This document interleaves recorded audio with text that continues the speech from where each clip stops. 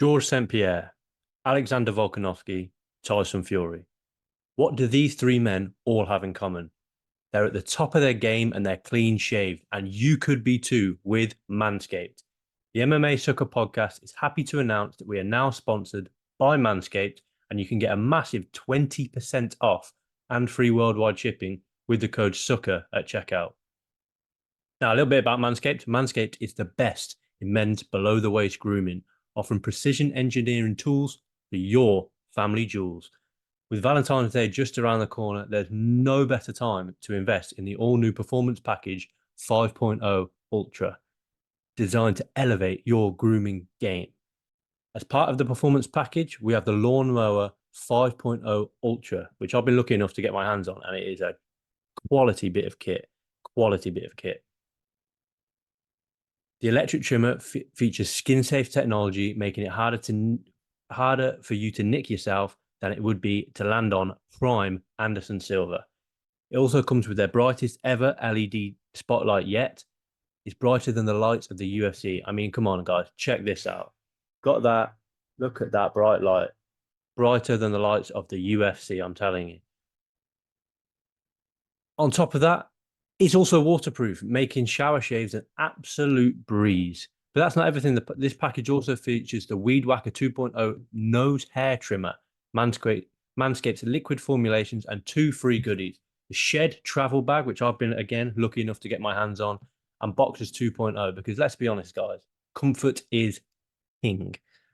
And for those of you that want the sculptured Roy Nelson-esque beard, Manscaped brings you the Beard Hedge Pro Kit, designed to shape your scruff effortlessly. It sculpts the cheek lines and maintains the beard style to give you the suave look for every single occasion, especially those romantic occasions with Valentine's Day coming up. Join 10 million, let that sink in, 10 million men worldwide who trust Manscaped with our exclusive offer.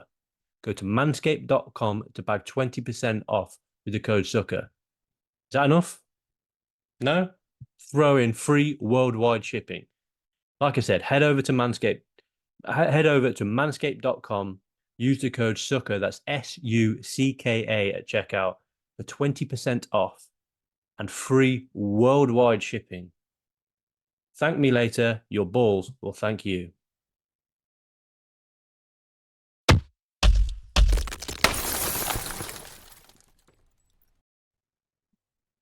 What's happening, guys? Welcome back to the MMA Sucker channel. As always, I'm Frazer Krohn. Let's jump straight into it because there's plenty to discuss after what was a fun and quite interesting pay-per-view card for the UFC this past weekend. As always, there's going to be a lot of chat about the results, the implications of these results. I'm going to look down the prelim card first, and then I'm going to have a look at the main card. We've got a week off from the UFC coming up this week. We haven't got a UFC card, but we have got a good Octagon card and a good One Championship card to look ahead at. And I also want to talk a little, I'll be honest, I want to talk a little bit about influencer boxing, but we'll talk about that a little bit later on if we've got time. But jumping straight into it, UFC 297 live from Toronto, Canada, for the first time in we're getting for the first time in a long time. We're getting regular UFC cards, pay-per-views, fight nights from Canada, and rightfully so. Like I said, in the main event, Dricus du Plessis wins via split decision to capture the belt from Sean Strickland. The co-main event saw Raquel Pennington, in my opinion, dominate Mayra Bueno Silva. We got a really good come from behind upset victory from Neil Magny over Mike Malott. Chris Curtis and Andre Barrio put on a pretty fun fight, a pretty action-packed fight. It didn't quite get going as much as we thought it would, but it still was. There still was a lot of action in that fight. Chris Curtis actually won that one via split as well, and we've got the featherweight bout between Arnold Allen and Movsar Evloev, where Evloev actually won the fight via unanimous decision. But I'm just going to pick out a couple of things on the prelims that I wanted to highlight. Starting from the bottom going up, Jimmy Flick arm triangle over Malcolm Gordon. Gordon missed weight, was doing really well. If you look at the stats without knowing the outcome of the fight, it's a surprising one, to be honest. Malcolm Gordon outlanded Jimmy Flick 74-7 in total strikes, and yet Jimmy Flick won the fight. Malcolm Gordon has announced his retirement after that on Instagram. Whether that actually comes to fruition or not, we're not sure yet. He hasn't officially announced his retirement. This might just be a reaction from a disappointing loss. But Jimmy Flick scored a good arm triangle choke. Malcolm Gordon, like I said, did announce his retirement from either from the UFC or from competitive MMA. We're not sure. He has lost 3 on the bounce now. All 3 of those have come via finish. It's not great for Malcolm Gordon. It is what it is. If you look at some of the guys that he's fought, Amir Albazi, Summer Jerry, both losses. He's picked up wins against Francisco Figueiredo and Dennis Bodnar, but then he's lost to the likes of Mohamed Mokaev, Jimmy Flick, Jake Hadley. These are good guys that Malcolm Gordon's being put in there with. But it is a shame if he has retired, because I do think he's better than what he showed on Saturday night. And that kind of was the theme throughout for Canadian fighters. The Canadian men went 0-7. They lost all 7 Canadian men that competed on this fight card actually lost their fights. But it is what it is. That's the game's the game. Jumping ahead, Jasmine Jasdavicius, Canadian woman, not only won, but she battered Priscilla Cachoeira. Priscilla Cachoeira has been on the wrong end of 2 of the worst beatings in UFC history, at the hands of, I think it was her debut, at the hands of Valentina Shevchenko, and now against Jasmine Jasdavicius. I think Jasmine had a point to prove in this one, taking the fight not even up at bantamweight. I think it was a 133 catch weight, and Priscilla Cachoeira, she's unprofessional. She's missed weight before.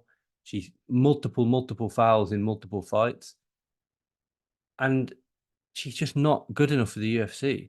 If you look at the strike differential on this, and now I'm going to go in to talk a little bit more about stats later on when we get to the main event, because stats don't always tell the story, but there was a strike differential of plus 300 strikes for Jasmine Jasdavicius, taking into account that this didn't even go the full 15 minutes, 14 and a half minutes, granted, but plus 300. Cachoeira landed just 26 strikes.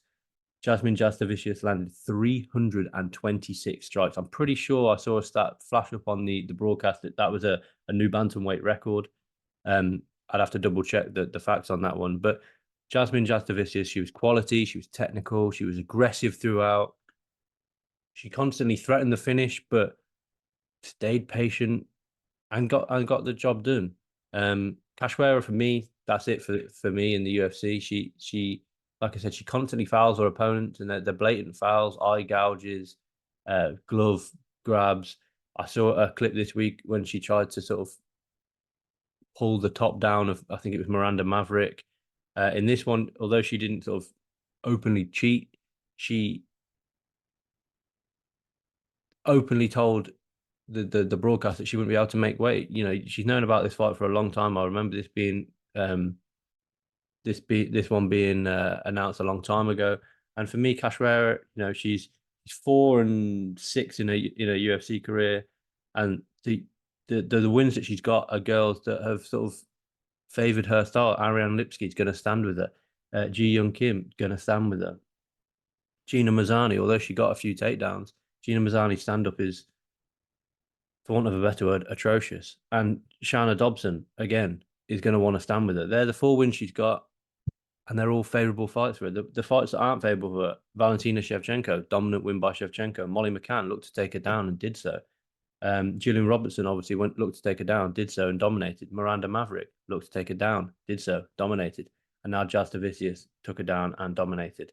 Really good performance by Jasmine Jasdavicius. And yeah, like I said, for me, Priscilla Cachoeira is done in the UFC. Gillian Robertson's victory for me was very similar to Jasdavicius when it was dominant, effective grappling throughout, and it was said on the broadcast, and I've always said it about Gillian Robertson. She's so patient with her attacks. She went for the arm triangle, didn't get it. Position over submission. If you want to teach young kids and inexperienced grapplers about position over submission, look at Gillian Robertson. She ended up actually getting a TKO victory in this one because she was so patient in going for the submission. she's only credited with one submission attempt on UFCstats.com, but the position and the control and the dominance was just phenomenal from Gillian Robertson. And like I said, she found her home now at strawweight. I think she's much better sized for strawweight now. She's back in the weight class really where I think she should have been competing the whole time. She deserves a big fight next. I can see a ranking spot for Gillian Robertson next. I'm just going to look, Jazz Davicius. She's not ranked I don't think she'll be ranked at bantamweight. I think she will drop back down to flyweight. I can see her taking the number 15, number 14 spot maybe over Joanne Wood, who obviously we haven't seen compete in a while. And the same with Gillian Robertson. I think Gillian Robertson beats Michelle Waterson Gomez, beats Karolina Kovacevic, probably beats Angela Hill, and then she's got the likes of Tabitha Ricci, where she's just that slight step below. But it was a really good performance by both of those women. And to round off, Sam Patterson finally picked up his UFC win. He looked good at welterweight. I think he needs to stay at welterweight. But that's what Sam Patterson's about. Mix it up on the feet for a bit, take you down, and you're in his world. He's very eloquent for a UFC fighter. I was watching the fight card with my girlfriend, and she said, "Wow, he's speaking quite posh." That's what us English guys do, I guess. Jumping on to the main card, I just want to touch on a few of the fights on this main card before I really touch on the co-main and main event, because I don't think that there was that many highlights on the main card aside from, and like I said, I'll get into it. Movsar Evloev versus Arnold Allen. Dana White said it was one of the worst UFC fights ever. I don't know what he was watching that everybody else wasn't. I thought it was a quite a good fight actually. It was very technical. He obviously hasn't seen Ngannou, Derek Lewis. He obviously hasn't seen Rose Namajunas versus Carla Esparza. There was more boring, in my opinion. There were more boring fights on this card. I'm not going to name the fights themselves, and you guys can make your assumptions for that. Get in the comments and tell me what you guys thought was a more boring fight than Arnold Allen versus Movsar Evloev. Evloev was dangerous enough on the feet to keep Allen guessing, as well as being relentless on the takedown. This is exactly what we thought, how we thought this would play out. The controversy around this one surrounds the knees that Arnold Allen landed in that third round, where he seemed to have Evloev really, really struggling. I'll be honest, I don't doubt Mark Goddard. The rules change from state to state, from country to country, from commission to commission. It's confusing. Everybody is confused about the rules with regards to knees to a downed opponent. I thought at the time that they were legal. It's very similar ilk for me to if we can remember all the way back to Chris Weidman versus Gegard Mousasi. Weidman was trying to play the game, tried to get his hand down and class himself as a downed opponent. Gegard was lifting him up, kneeing him, and then he was falling back down. He was lifting him up, kneeing him, and then he was falling back down. Gegard got the win on that one. Now this one, to me, that's exactly what Arnold Allen was doing to Movsar Evloev. I think, like I said, Evloev was trying to play the game, trying to keep contact with the floor. But from what I understand, it has to be a weight-bearing limb on the floor. Just sort of dragging your fingertips on the floor is, in my opinion, not weight-bearing. It is what it is. I don't doubt Mark Goddard got the decision right. I just think we need more clarity across the board as far as knees to a downed opponent is concerned. Overall, from this fight, I don't think it was, like I say, I really don't think it was as boring as Dana White's making out. I'm not quite sure what he was watching, but Evloev doesn't help himself. Arnold Allen is a notoriously difficult person to finish, granted. Evloev now I think he's 8-0 in the UFC. All of those wins have come via decision. It's a hard sell for me for Evloev because I do think that he is one of the best 145ers on the planet. There's no doubt about that. He's ranked number 9 now. He's just beat the number 4 guy. I'm not quite sure where in the rankings he'll jump up to, but we need Evloev to start finishing fights. I don't think it's always that sort of vital that guys and girls finish fights to put on a dominant performance. I mean, look at Max Holloway. the most dominant performance I've ever seen in the UFC octagon was Max Holloway versus Calvin Kattar. He didn't finish that. Max Holloway versus Brian Ortega. He only finished that sort of later on, and yet Movsar Evloev doesn't have that kind of aura to him. He's gonna suffer. He has suffered cuts and whatnot from the knees of Arnold Allen. I do need to see him back in there pretty soonish against a high level contender. Um, his regularity of fighting for me hasn't been enough. He's been in the UFC since 2019. He had 2 fights in 2019, one in 2020, two in 2021, then one in 2022, one in 2023, and obviously now one in 2024. I think this is good for him because he has now, 2024, January, he's going to be banged up. I do hope to see him return in the summer against, if Josh Emmett is willing to sit out until the summer. I want to see him against Josh Emmett. Giga Chikadze would be a good mix of styles, but we do need to see him really hunting that finish because you look at his record, he's 18-0, 8-0 in the UFC. Prior to that, he had, 7 finishes prior to joining the UFC. And since then, he hasn't been able to buy a finish. He hasn't finished a fight since 2018 when he finished Rafael Diaz in M1 Challenge. Like I said, we really need to see Movsar Evloev looking to finish fights. But it was an exciting fight, in my opinion. I'm not sure, like I said, what Dana White was looking at. I won't really touch much on the Marc-Andre Barriault versus Chris Curtis fight. I don't think that it was a bad decision. It could have gone either way, and it went in favor of Chris Curtis. It was a fun fight, like I said, but it wasn't, it didn't set the world on fire. I think it got a place on the main card because it was always going to play out like that. These two guys put on a fun fight. Neil Magny versus Mike Malott. This one was an interesting fight for me. Mike Malott, I think, was 2.5 rounds up before he wasn't. And he just gassed out. It maybe shows a little bit of inexperience. That was his, 11th pro fight? 13th pro fight. That was Neil Magny's 40th pro fight. Neil Magny's been known for his cardio. And when I was watching it, I was writing notes on it, and I wrote, Neil Magny has not evolved as MMA has evolved. He was not checking the leg. We saw Ian Gary absolutely chew up the legs of Neil Magny.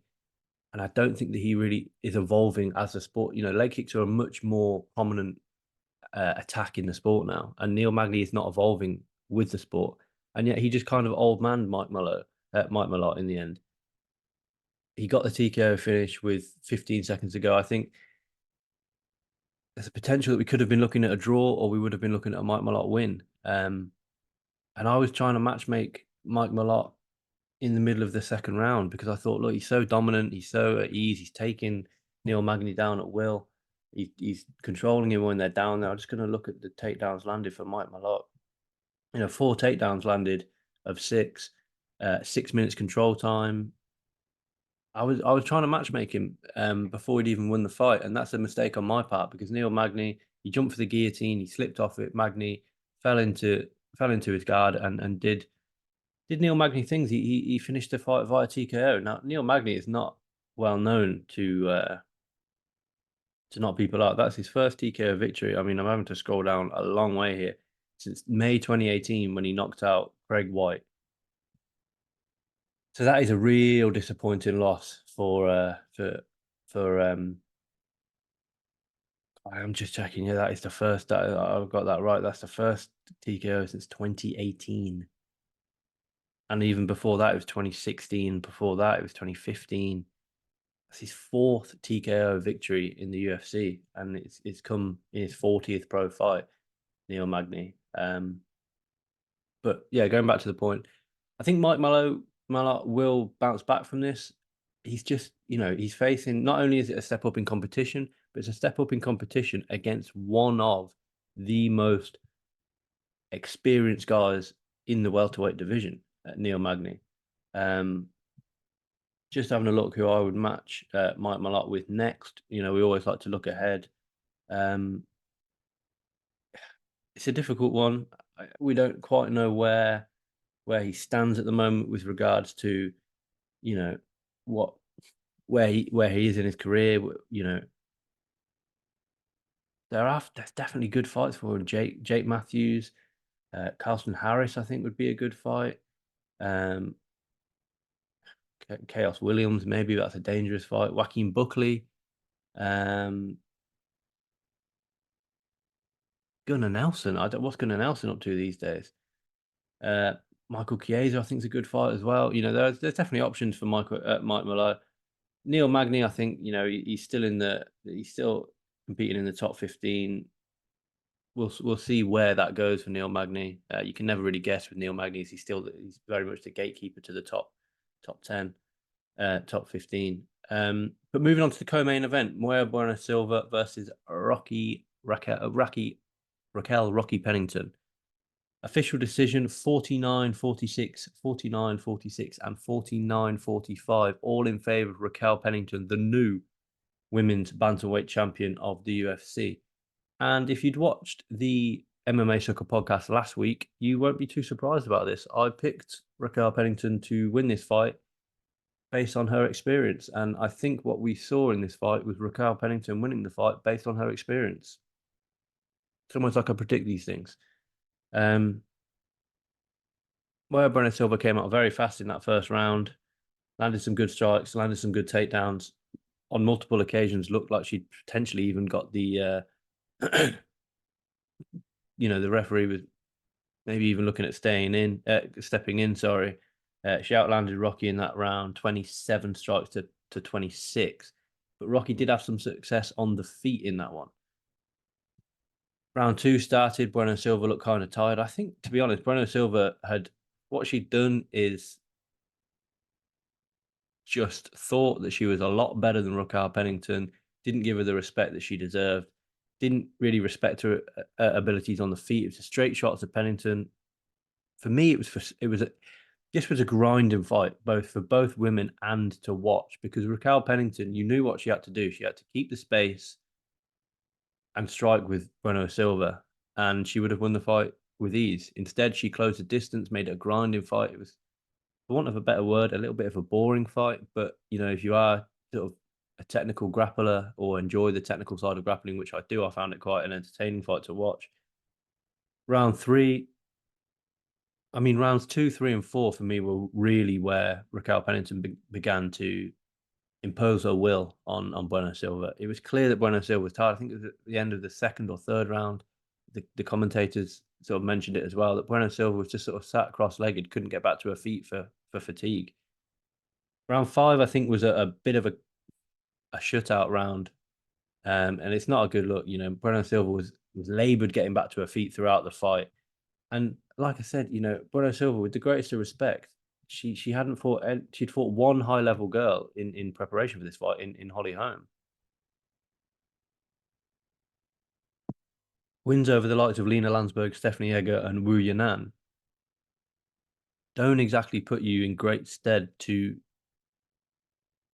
beat someone like, look, Raquel Pennington. Now you compare that to Raquel Pennington. She's enjoying. Well, I mean, that was a sixth straight win. She's beat the likes of Ketlin Vieira, Aspen Ladd, Macy Chierson, Pani Kianzad, Marion Renault. She's got a win over Irene Aldana. She's far more experienced in MMA. She's far more experienced in the UFC, and that showed on fight night. I think it was a really, really dominant performance by Raquel Pennington, who mixed the martial arts. She was the better striker on the night. She landed far more total strikes, although a lot of those were ground strikes. She landed 265 to Bueno Silva's 96, and I think Bueno Silva, she's a little bit too confident going in there for me. Obviously, she didn't train quite as hard as she maybe should have, and that showed in the fight, because she fatigued really quickly, really, really badly in that one for me.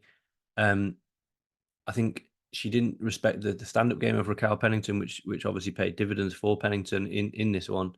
And I think Raquel Pennington, she was a little Bueno Silva was a little bit too, not reliant, but she was a little bit too keen to try and get that same sort of guillotine standing head and arm choke that she got against Holly Holm. She constantly went back to it against Raquel Pennington. I thought Raquel Pennington's submission defense was phenomenal. There's multiple times where it looked as if Bueno Silva was under the neck. And Rocky just kind of defended it quite literally how you're supposed to. She stayed calm. It was a blood choke. Blood was never cut off to Rocky's brain. She stayed calm, collected, and got the job done. It and just like I said, she just showed her experience, and it for me, it really did pay dividends. Next up for Rocky Pennington, as we know, as was announced, Juliana Pena. I'll obviously look into it slightly more as the fight draws closer. It's on paper, it's not the most interesting watch. I think Raquel Pennington probably comes away with the victory, although Juliana Pena is a phenomenal fighter. Pennington said that she's wanted this fight for almost 13 years. Not quite sure what that refers to. I'll have to look into that a little bit more. But at the end of the day, Juliana Pena was the champion. Amanda Nunes, I mean, no one really picked up on it, but Amanda Nunes was even maybe hinting at a return. And if she does, she walks straight into a title shot and wins the belt back. It's as simple as that. But I think for me, it's certainly not a pay-per-view headliner. If we're putting the likes of Alexa Grasso versus Valentina Shevchenko on a fight night, it's probably a fight night main event. If not, it's a co-main event or the third title fight on a fight card if they choose to go that way. It's it's not a fan-friendly fight to say the least, but you know, it's deserved for Rocky to be holding the belt. And what a story Raquel Pennington's been on in her UFC career. She joined the UFC from Tough back in 2013. Um, and you know, she's picked up some disappointing losses. She's picked up some big wins. You know, she's 1-1 with Jessica Andrade. She's 0-2 against Holly Holm. She beat Ashley Evans Smith, Betch Cahayer. She holds a win over Misha Tate. Let's not forget, she did lose in that title fight against Amanda Nunes. She did beat Irene Aldana. She beat some really good girls, and she deserves the title shot. It was a grind for Raquel Pennington, and at the end of the day, she deserved the victory. She showed that experience, and yeah, I'm happy for her. Right then, main event time. Potentially controversial main event time. South Africa's own Dricus du Plessis defeats Sean Strickland via split decision. Like I said, 48-47. Sal D'Amato scored it for Sean Strickland. Derek Cleary and Eric Cologne scored it 48-47 in favor of the new champion, Dricus du Plessis. For what it's worth, my card was 48-47 in favor of the new middleweight champion, Dricus du Plessis. I thought if we're just going to score rounds, I thought 1 and 5 went to Sean Strickland, and I thought 2, 3, and 4 were pretty clear Dricus du Plessis rounds. Please get in the comments and tell me if you disagree. I'm more than willing to have the debate with you, because there is going to be I wouldn't say a controversial, but I mean, it is controversial. It's not a robbery. It's not a robbery. It's a very close fight. And it is how you score fights as to who won this one. The 2 of the 3 judges on the night scored it in favor of Dricus du Plessis. And like I say, I've got no problems with that. I said on the podcast last week that I thought this fight was going to be determined by whether Sean Strickland could get his jab going early. And throughout that first round, I really thought that Sean Strickland was just going to breeze to a victory. It may even get some sort of a doctor's stoppage. If you look at the swelling on Dricus du Plessis' eye, that is, that's a bad swelling. And they are directly as a result of the jabs of Sean Strickland. Because Sean Strickland spars so much, it takes him almost no time at all to find his range. He's usually a slow starter, but I thought he got going really quickly on Saturday night. The jab was working really well for Strickland, popping it out. And it's for Strickland, the jab is not a rangefinder. The jab is a weapon. And I think this is what we need to see a lot more in MMA. I've mentioned it multiple times. I know the guys, Nick Pete and Adam Cashel on the Fight Disciples, really want people to be able to use the jab as an offensive weapon rather than just a rangefinder. But Sean Strickland puts that jab out there. We know he's got that Philly shell style where he catches a lot on his forearms and catches a lot on his shoulders. And, his leg checking ability was phenomenal in this one, and was phenomenal against Israel Adesanya. But in this one especially, Dricus looks to set up a lot of things off the leg kick. He looks to find his range from the leg kick and then goes upstairs. and he wasn't really allowed to do that much because Sean Strickland's leg checking ability was so good, and it needs to be so good because he relies so heavy on that boxing, on that jab. The jab for Sean Strickland is an offensive weapon. It's not a rangefinder. It's bang out there, straight back to where he needs to be. Bang out there, straight back to where it needs to be. You know, he's shooting it straight down the pipe, and that was Dricus's style of. If you see him throw a leg kick, he very much shells up with his tight guard, which would suit someone sort of, you know, trying to hook off Dricus's leg kick because you can come around the guard and, you know, really attack, be offensive around that guard. But he had to really have a narrow guard in this one because Sean Strickland's jab was so good. It would bang straight to the mark every single time, bang, and we saw it on the face of Dricus du Plessis. That I think it was his left eye was badly swollen, um, and he had a cut above his right eye or below his right eye, from what I can remember, and it was a really good offensive weapon. UFCstats.com don't tell us exactly how many jabs were landed, but 157 strikes to the head for Sean Strickland, of which I would anticipate the majority of which, I'd say almost 100 of those, maybe even higher percentage than that, were jabs. It's such a good offensive weapon for Sean Strickland that it really dictated that first round. He was landing the teep kicks to the body as well. He was landing his own leg kicks. But from round 2 onwards, I thought that Sean Strickland was very one-dimensional. And what by that, I mean, Dricus du Plessis took him down in that first round. He's accredited with 2 takedowns.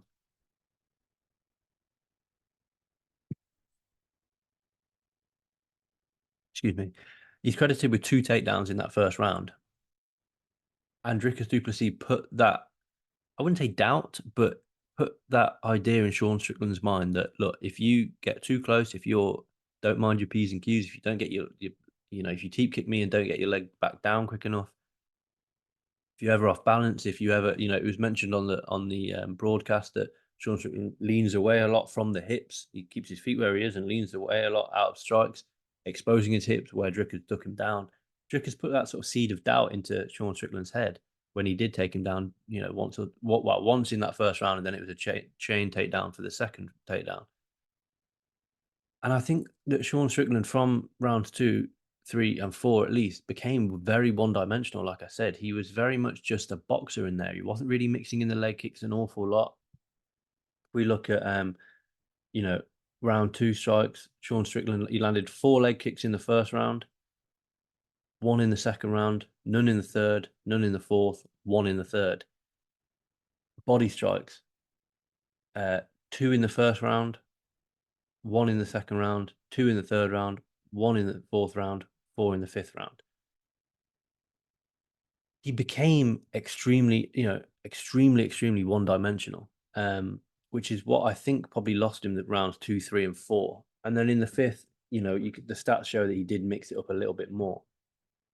But Dricus, for me, just did the more damaging shots. The jab of Sean Strickland, like I said, I think it was the first and second round really got that eye going of Dricus du Plessis.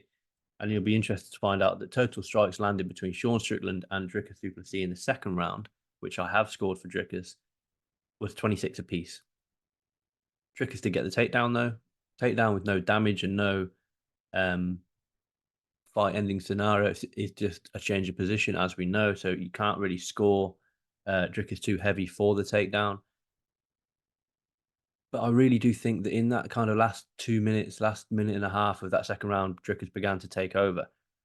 The third round and fourth round for me were clear Dricus rounds, especially that fourth round. He did get 3 takedowns, chain takedowns. He did have a minute of 8 and 18 of control time. And what I thought was really good for in this fight that Dricus du Plessis did was, first of all, his cardio was off the chart. I thought, you know, both men gassed in that third round. In that fifth round.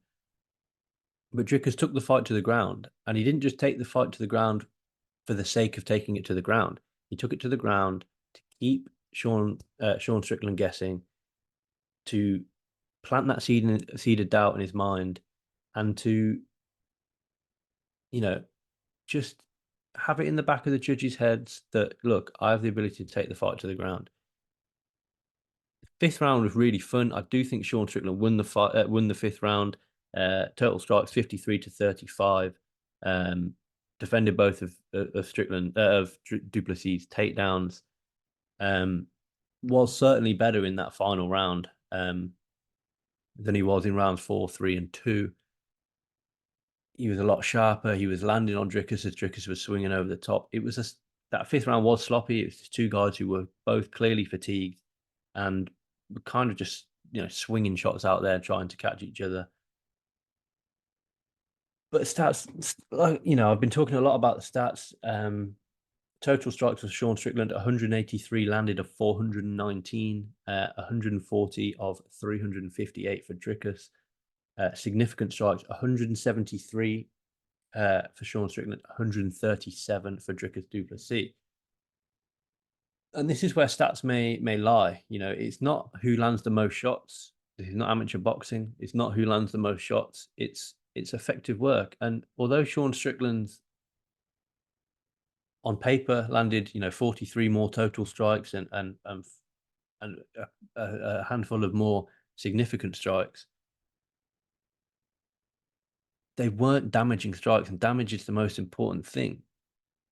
The jab was the most damaging weapon that Sean Strickland had, and he landed that almost predominantly in the first and second round, and then struggled to really get the range in the third, fourth, and he got back to it a little bit in the fifth. But the shots that Dricus was landing were far more eye-catching shots, and I think a lot of the shots that Sean was landing were coming off the shoulders, were coming off the forearms, were coming off the sort of tricep, bicep area, the upper arm of Du Plessis. Don't get me wrong, plenty were landing on Du Plessis, plenty were, but a lot of them were. If they were landing on Du Plessis, they weren't landing with full power. It was blocked shots. It was sliding off the forearm, and maybe the jab was sliding off the forearm and catching Du Plessis. These are shots landed, but they're not damaging shots. Du Plessis made it real difficult for Sean Strickland because he put him on the back foot, which is something that Israel Adesanya didn't do. Israel Adesanya is the counter fighter, and Sean Strickland didn't allow him to counter him, as it were. Dricus put Sean Strickland on the back foot a lot. He switched stance a lot more than I thought he would as well. Was that because of the eye injury to the left eye, which forced him to fight southpaw a little bit more? Potentially. There's a good chance that it was. But at the end of the day, I don't have a problem with the outcome of this fight. I think Dricus du Plessis. I thought Dricus du Plessis would win going into it. I'm the only one on the MMA Sucker staff picks that did think that Dricus would win. And I think the reason that Sean Strickland lost this fight was because he was so one-dimensional. I think he took the confidence of beating the striker in Israel Adesanya. He took that confidence into this fight, and got straight back to where he sort of left off in Australia in the first round. But like I said, he was pretty much headhunting from there on out.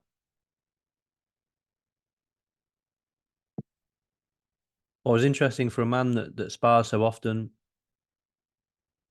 wasn't really prepared for the takedown of Du Plessis. I would have, if I was in Sean Strickland's camp, I would have really focused on defending these blitzes. Perhaps he did, and perhaps Dricus is just that good, but he didn't seem to defend the blitzes and the takedowns as well as I thought he would. And Dricus can mix it up. The blitz into the takedown is a real good weapon of his, because you don't know whether he's going to blitz forward with hooks to the head and hooks to the body, or blitz forward, sort of try and distract you up top before shooting for a takedown. I don't really agree with Dana White coming out and saying, Dana White wanted Sean Strickland to win this fight because he is a bigger cash cow than Dricus du Plessis. Although du Plessis, could sell the sort of African market, sell to the African market. Sorry, we saw constant shots of all the fans in South Africa sort of celebrating the win of Dricus. I don't think that he is a bigger ticket seller as Sean Strickland. Now, does a fight against Israel Adesanya sell more against Strickland Adesanya too? Quite possibly. However, I don't think that Dricus against anybody else, let's say Jared Cannonier gets the next shot. I think Dricus versus Jared Cannonier doesn't do great numbers. I think Sean Strickland versus Jared Cannonier could do better numbers. There's a bit of a narrative there. Obviously Jared beat Sean last time out. For me, Dana White coming out and saying I thought Sean Strickland won is absolutely fine. I don't agree with it. I don't think that the UFC boss should be clearly in favor of one fighter winning the fight over another. But that's what we come to expect from Dana White. He's extremely biased in favor of the ticket seller that is, in this case, Sean Strickland. Who's next for Sean Strickland and Dricus du Plessis? Well, for me, I think Sean Strickland, in my outlandish predictions, I had him going 0-3 in 2024. He's already 0-1, so we're a third of the way there. That's nothing against him as a person. It's nothing against him as a champion or former champion now. It's just that for me, he's one dimensional. He's now sort of too old in his career. He's had a lot of rounds and a lot of fighting. He's speaking like someone who is riddled with CTE already. He goes on these mad rants, and for me, it's slightly not worrying because I don't really, I don't think he is suffering too badly from CTE, but he has taken a lot of shots to the head in his career.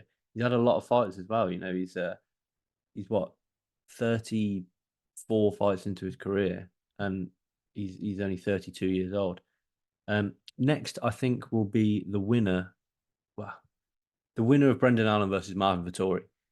And luckily for Sean Strickland, I think he'll want to get out again a little bit sooner than one of those guys will be ready. That fight goes down in April.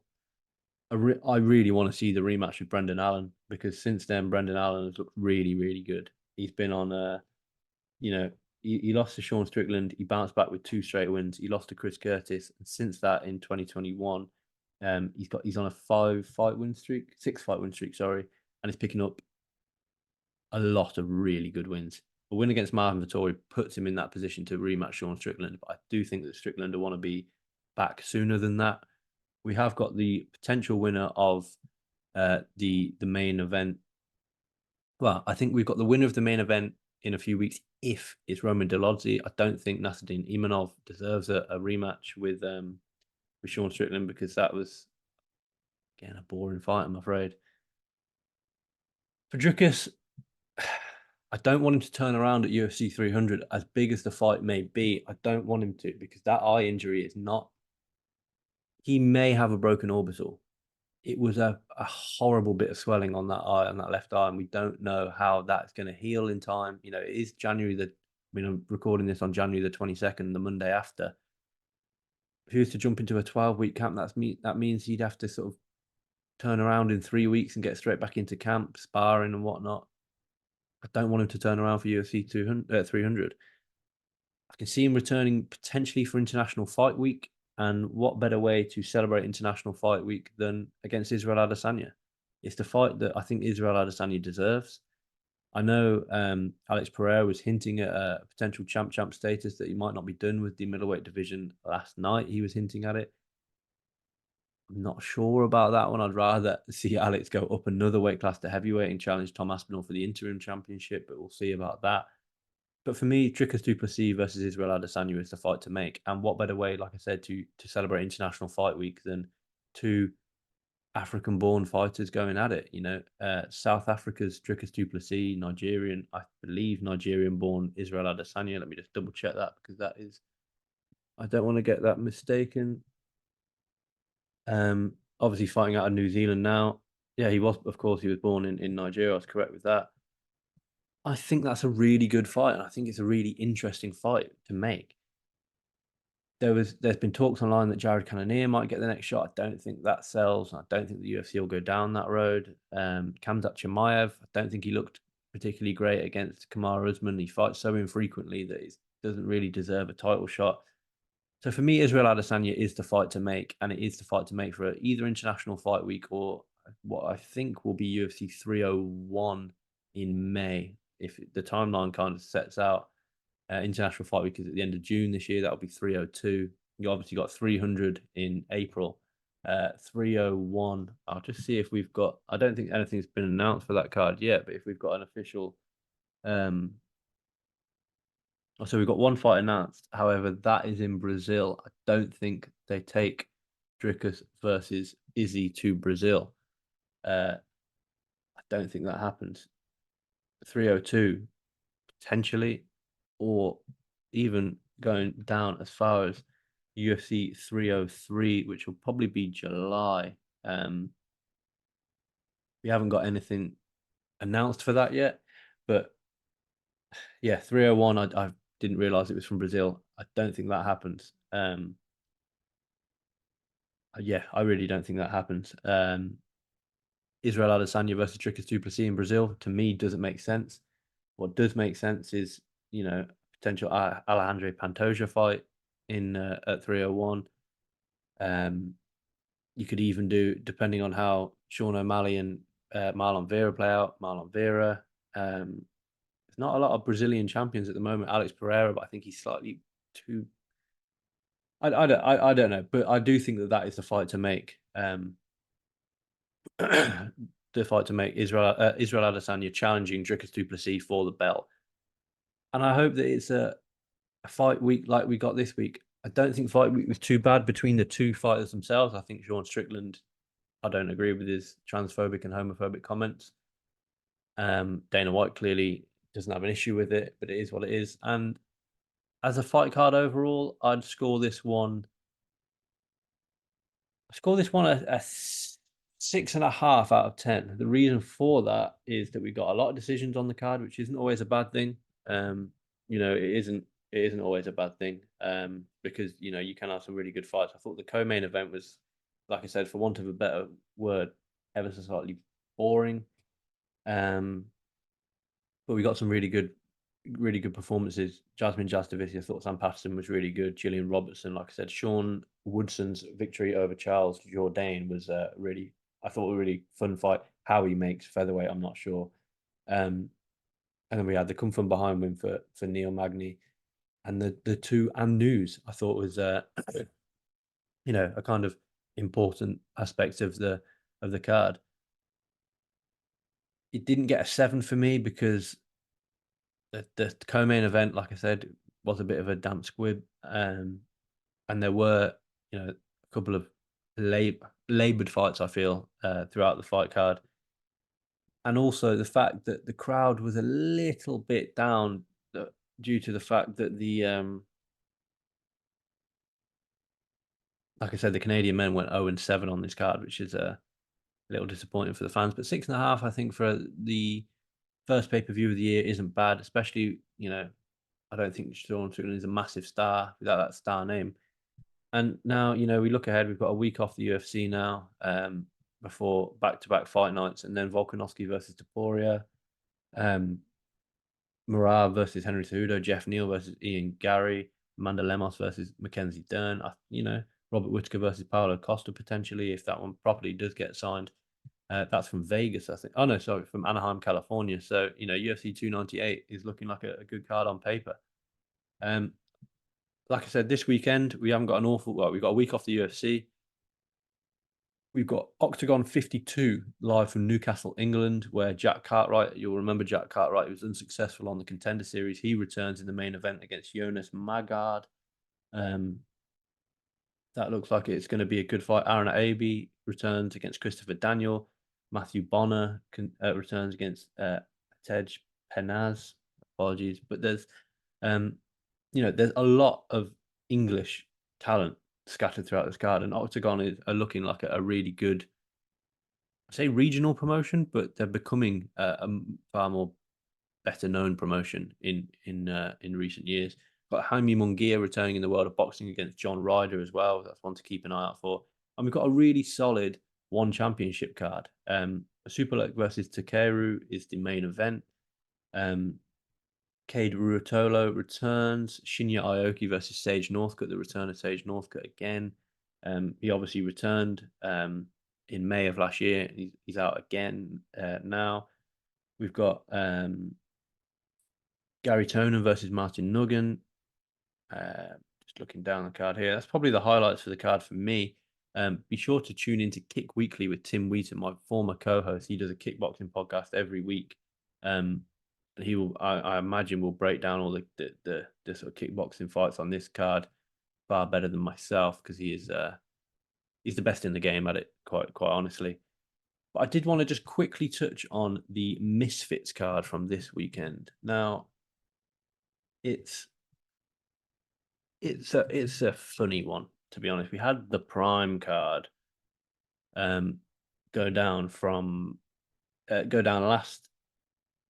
I mean, we've had a couple of cards since then. I didn't even realize, but the Prime card is really the one that people sort of looked out for, as it were. But this card we had, I don't understand influencer boxing sometimes. They're not bad cards. Okay, if you're into that kind of thing, they're not bad cards. But we just had so many mismatches on this card. It was dangerous. Joey Knight versus Most Wanted. This Joey Knight, I've seen him on podcasts with Chew Geordie before.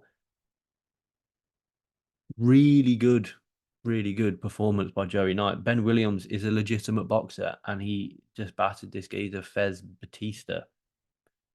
Small Spartan J versus Foxer G, I thought was a quite a good fight. Chase Demore versus Minicon, painful watch. This is the one I had a real issue with. Tristan Ham versus Not Logan Paul. First of all, Not Logan Paul is trying to make a name off looking slightly similar to someone who is famous. It blows my mind, but it is what it is. This Not Logan.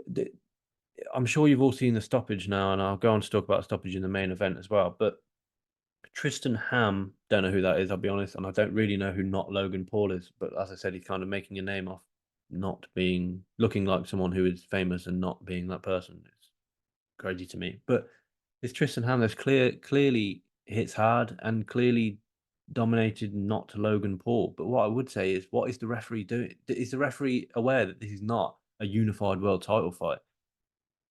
This Not Logan Paul got absolutely battered. I'm pretty sure he got a standing 8 count or he was knocked down. And the referee puts him back in there just to get more brain damage. What are you doing? He is not a professional boxer. He clearly is not trained proficiently enough for the opponent that he's in there with. It was a mismatch in the fight. What are you doing, referee? As soon as he gets a few blows to the head, get him out of there. Don't stand him back up and let him go out. He was never going to win that fight. The situation in that moment, he had his mouth guard put in by his team upside down. Whether that was, some people will say, oh, that was a tactic to give him a bit more time. No, it wasn't. They just didn't know what they were doing. Referee needs a serious look at himself in that one. It was ridiculous, in my opinion. AJ Bunker versus L Brook 2. I didn't watch this card, I'll be honest. I've just seen the highlights online. This L Brook lands a massive overhand right and knocks out AJ Bunker. I mean, it's quite a nice knockout, to be honest. AJ Bunker went down and then tried to get back up and flop straight back down. It's quite a decent knockout. And then Ed Matthews versus mystery opponent. What's going on? Why are we doing this? What the mystery opponent turns out that it was a fan favorite, Luis Pineda, from the guy that the pro boxer that fought KSI, the quote unquote pro boxer that beat KSI. His professional record anyway is at 2-7 with six knockout losses. So it is what it is. 2-7 with six knockout losses, and this is your stunning mystery opponent. It is what it is. He's a, I mean, he's competed in this tag team boxing shit, but yeah, Luis Pineda was the mystery opponent that I think the crowd went wild for. God knows why, but it is what it is. This fight is ridiculous. This Ed Matthews guy was gassed by round 2, by the end of round 1, really, but gassed by round 2. Ed Matthews, just quick look down. He's a guy. He beat Simple Simon, I think, who was about a 70-year-old bloke. He then lost to a guy called Blueface. He then beat a guy called Swarms on the KSI versus Tommy Fury undercard, and that was at late notice. And I don't know what he's famous for. I don't really know who he is. But he was knocked out and knocked out outside of the ring. It's dangerous. It's dangerous. This is not boxing. You don't want to be encouraging young people to go in and, yes, if it gets young people into boxing, it's great. but you don't want to be young people encouraging young people to watch this kind of boxing. You know, you've got real boxing on DAZN. If you pay for DAZN and you're getting this kind of a card, actually watch the real boxing that's on DAZN. I'm pretty sure DAZN all that have got a big back catalogue of proper fights. Go and watch those, for God's sake. And referees, take a look at yourselves. Why was he counting this Ed Matthews after he'd fallen out of the ring? This is not pro boxing. This is amateur boxing. I'm pretty sure I read somewhere that Ed Matthews had his license revoked this week for taking drugs. So what are we doing? It is what it is. That's all I wanted to say on the Misfits card. I didn't watch it because it's shite, for want of a better word. But like I said, UFC 297, I think, was a real good success for the first pay-per-view card of the year. We've got a week away from the UFC this week. Be sure to check out that Octagon 52 card and the One Championship card. And don't forget, guys, you saw the video at the beginning of the podcast. I'll reiterate it now. Manscaped Lawnmower 5.0 Ultra is a really good piece of kit. As the saying goes, trim the grass to make the yard look bigger. 20% off and free worldwide shipping. Doesn't matter whether you're in the UK, US, Outer Mongolia, Greenland, Australia, South Africa, like Dricus du Plessis. Use the code SUCKA, SUCKA, at manscaped.com for 20% off and free worldwide shipping. Thanks for listening, guys. Get in the comments below. Let me know what you think about the UFC 297 card, and I'll speak to you on the next one. Take it easy. Also, just a quick note, I've got a really fun interview with Melissa Mullins coming out this week. It will either be Tuesday or Wednesday. Really fun interview with Melissa Mullins, who gives us a lot of insight into the UFC PI, her upcoming fight in April, and looking back at her UFC debut. So keep an eye out on the site for that, because it is a really, really fun. It's a really fun watch. It's a really interesting conversation. So, like I said, take it easy, guys. I'll see you on the next one.